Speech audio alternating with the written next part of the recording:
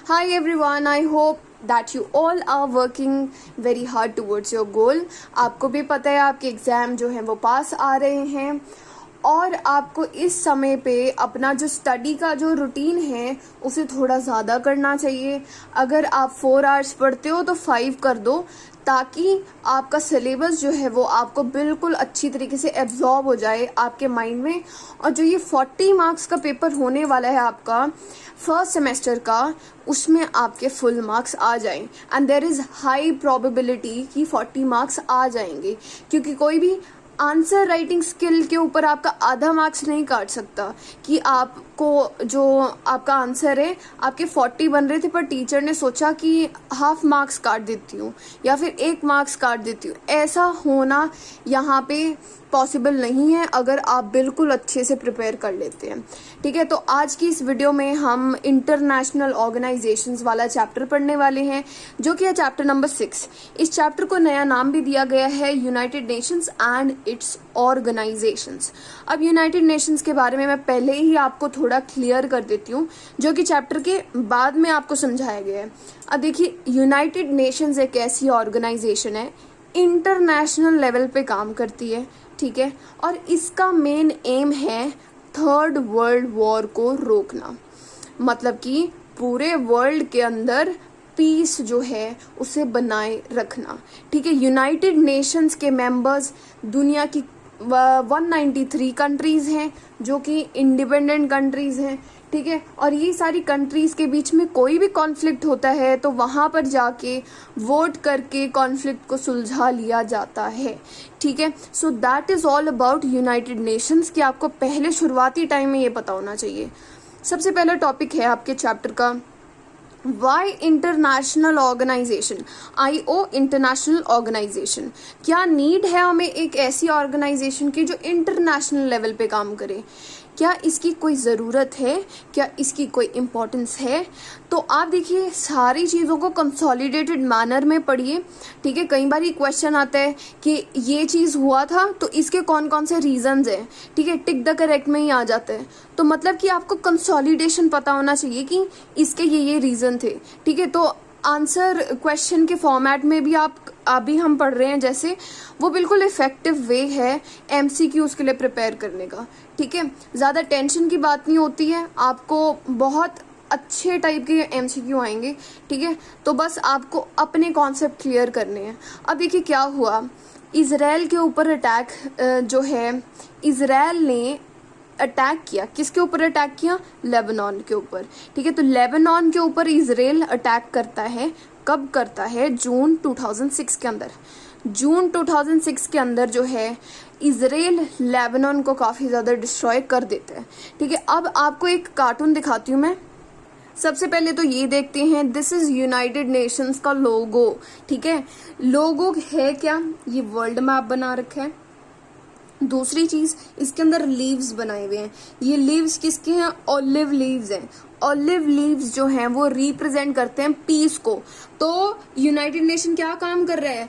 पूरे वर्ल्ड के अंदर पीस फैलाने का काम कर रहा है। So this is the UN लोगो। अब हम कार्टून पे चलते हैं। लेबनान क्राइसिस बोलते हैं जिसे, लेबनान क्राइसिस ऑफ 2006। अब देखिए, ये आपका कार्टून है। ठीक है, कोई भी चीज़ मत छोड़ो यार। क्यों? क्योंकि आपका जो पेपर है ना वो इतना कॉम्प्रिहेंसिव होने वाला है। ऐसे नॉर्मल बच्चों की तरह नहीं आएगा कि आपने बस फैक्ट्स लर्न कर लिया और सारे आपको हो गया सब कुछ। आपको वो हर एक चीज़ डालेंगे आपके क्वेश्चन पेपर में। ठीक है, इमेज बेस्ड MCQs डाल देंगे, फिलअप्स डाल देंगे और बहुत सारी चीज़ें डाल देंगे, तो it will be a comprehensive paper. ठीक है, तो हम कार्टून्स को भी नहीं छोड़ रहे हैं। यहाँ पे आप देख सकते हो कि लेबनान के अंदर काफ़ी डिस्ट्रक्शन हुई है। ये कार्टूनिस्ट ने रख दिया यहाँ पे UN का लोगो। ठीक है, ये क्या सिग्निफाई करना चाह रहा है यहाँ पे कि यूनाइटेड नेशंस तभी आती है जब अटैक हो लिया होता है। मतलब कार्टूनिस्ट कहना चाह रहा है कि united nation is ineffective organisation. ठीक है, अब ये कार्टूनिस्ट कहाँ तक बिल्कुल ट्रुथफुल है, हम उसके बारे में पढ़ने वाले हैं कि क्या सच में ऐसा है। यूनाइटेड नेशन जो कि थर्ड वर्ल्ड वॉर को रोकने के लिए बनाया गया है, वो एक्चुअल में बहुत अच्छा नहीं है। वो कभी कभी पुलिस जैसा काम करता है, ठीक है, जैसे लोग कह देते हैं कि पुलिस कम्स जब सब कुछ हो लिया होता है, ठीक है। तो ये जो एलिगेशन है वो कितना सच है हम तभी पता कर सकते हैं when we study the concept deeply, ठीक है। किसी भी चीज को एकदम से मानने की कोशिश मत कीजिए। First analyse the things, study about the things, then you can say something about it. अब हम जा रहे हैं क्या क्या हमारे पास एविडेंसेस हैं कि इट इज इफेक्टिव। अब देखिए, जब यूनाइटेड नेशंस को बनाने की शुरुआत की गई, then it was a great hope of humanity for peace and progress, कि हमारे पूरे वर्ल्ड के अंदर शांति बनी रहेगी और हम डेवलपमेंट की तरफ जाएंगे, ठीक है। अब डैग हैमर्सजोल्ट हैं जिन्होंने एक स्टेटमेंट दी जो कि काफ़ी इंटरेस्टिंग है। डैग हैमर्सजोल्ट जो हैं वो यूएन के सेकंड सेक्रेटरी जनरल थे।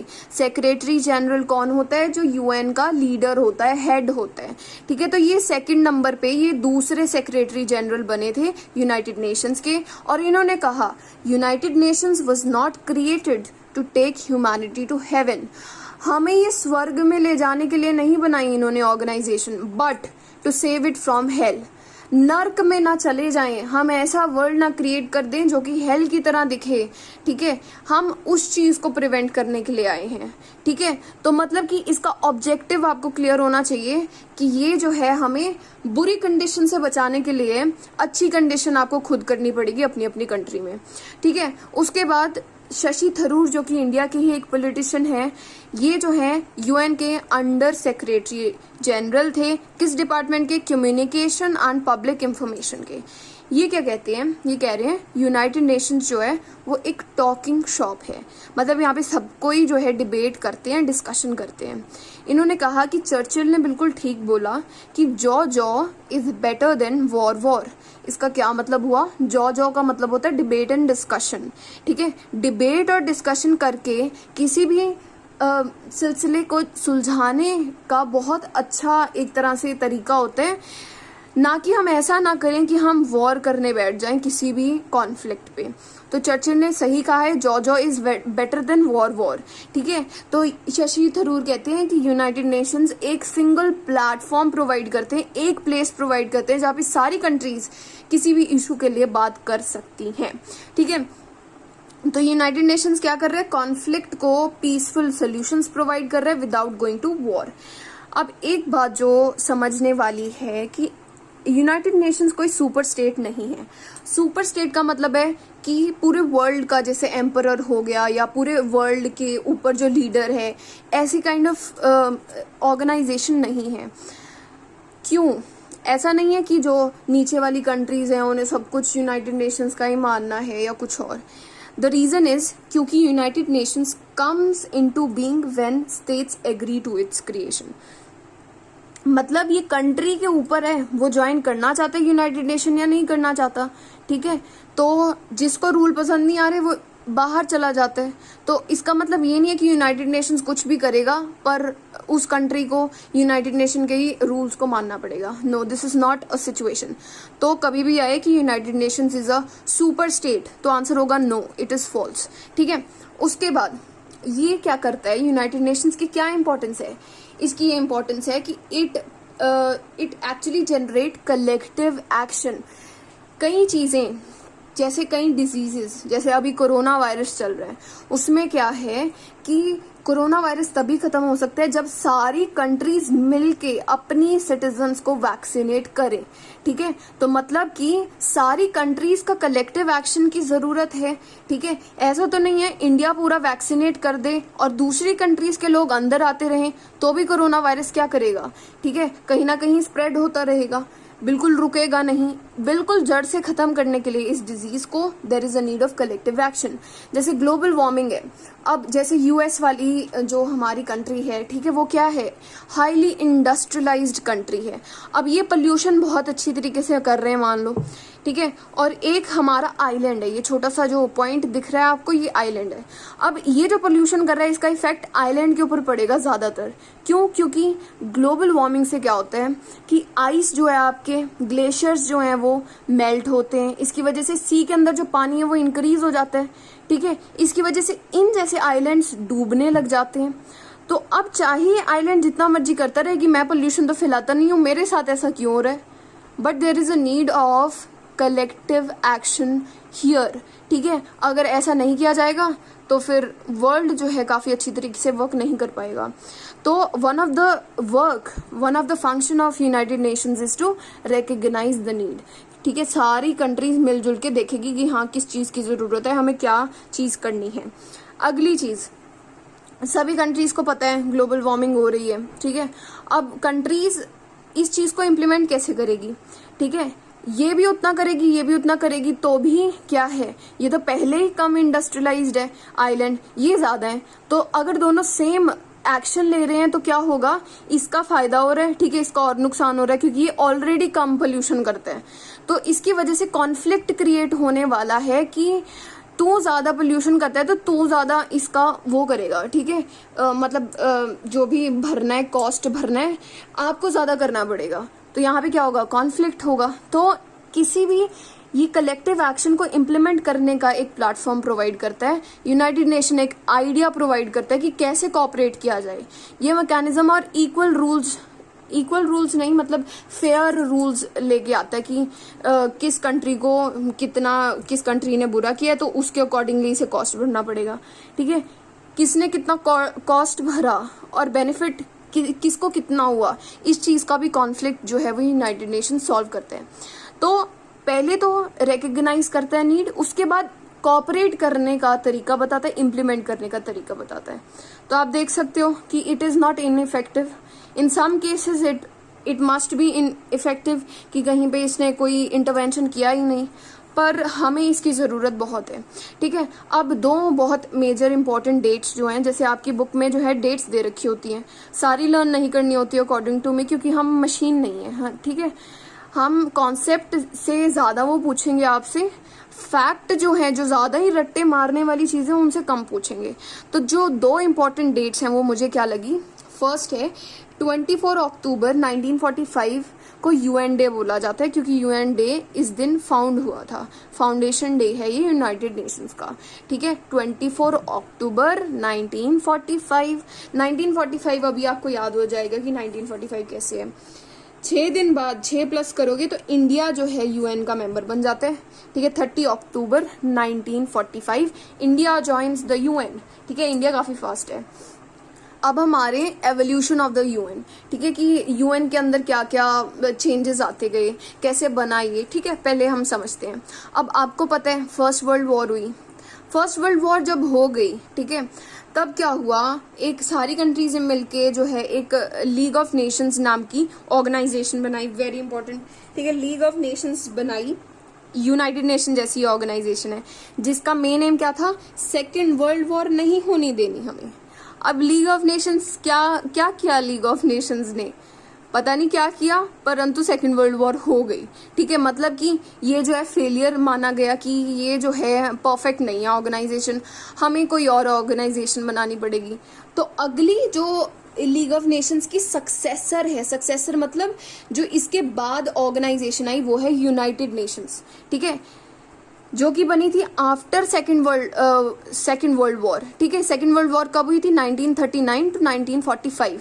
अब 45 में खत्म हुई है ना, तभी यूनाइटेड नेशंस को बना दिया, कब, 24 अक्टूबर 1945, ठीक है। लर्न हो गया 1945 क्यों है। अब यूनाइटेड नेशंस का क्या ऑब्जेक्टिव है, हमें क्या करना है, थर्ड वर्ल्ड वॉर को रोकना है। नंबर 1 चीज, हमें कॉन्फ्लिक्ट्स को रोकना है, ठीक है। इनके अकॉर्डिंगली कॉन्फ्लिक्ट्स जो हैं वो होते हैं जब सोशल और इकोनॉमिक डेवलपमेंट नहीं होती कंट्रीज के बीच में, ठीक है। तो फिर वो अपनी डेवलपमेंट करने के लिए दूसरे देशों से झगड़ते हैं। तो यूनाइटेड नेशंस का एक और ऑब्जेक्टिव है कि it want to provide social and economic development, ठीक है। दूसरा, अगर कहीं पे कॉन्फ्लिक्ट हो जाता है, पहले तो रोकने की कोशिश करेगी, अगर हो जाता है तो ये लिमिट करेगी एक्सटेंट को, to limit the extent of the conflicts, ठीक है, तो ये ऑब्जेक्टिव्स हो गए। ठीक है, ये बनी थी 24 अक्टूबर 1945 में। बाय साइनिंग कई सारी कंट्रीज ने साइन किया यूएन चार्टर को। ठीक है, कितनी कंट्रीज ने? 51 कंट्रीज ने। बहुत इंपॉर्टेंट है, स्टार्टिंग में कितनी थी कंट्रीज? 51 कंट्रीज थी। इसके ये ऑब्जेक्टिव्स थे। लीग ऑफ नेशन इससे पहले थी, पर सेकेंड वर्ल्ड वॉर हो गई तो क्या हो गया, इसे कैंसिल कर दिया गया, एक तरह से अबॉलिश कर दिया गया, नई ऑर्गेनाइजेशन बन गई। लीग ऑफ नेशंस कब बनी थी? After the first world war. ठीक है, इतना समझ में आ गया। अब हम थोड़ा सा यूनाइटेड नेशंस के बारे में भी पढ़ रहे हैं। यूनाइटेड नेशंस के कई ऑर्गन्स हैं, उनमें से दो बहुत इंपॉर्टेंट है, वो है यूएनजीए एंड यूएनएससी। ठीक है, यूएनजीए क्या है? यूएनजीए एक मतलब एक तरह से ग्रुप है बहुत सारी कंट्रीज का। ठीक है, बहुत सारी, कितनी? 193। ठीक है, 193 कंट्रीज का एक ग्रुप है। यूनाइटेड नेशंस जनरल असेंबली बोला जाता है इसे। ठीक है, जनरल का क्या मतलब है? जो साधारण कह सकते हैं, जिसमें सारे हैं। ठीक है, इस टाइप की। 2011 के अंदर इस यूनाइटेड नेशंस जनरल असेंबली के अंदर 193 मेंबर्स थे, और यहाँ पे क्या है, सभी इक्वल हैं इस असेंबली में। हर एक 193 मेंबर्स के पास अपनी अपनी एक एक वोट है। ठीक है, तो ये है जनरल असेंबली। तो ये जो 193 मेंबर्स हैं, ये ज्यादातर सारी की सारी इंडिपेंडेंट नेशंस हैं। ठीक है, उसके बाद देखो यूनाइटेड नेशंस सिक्योरिटी काउंसिल है, यूएनएससी।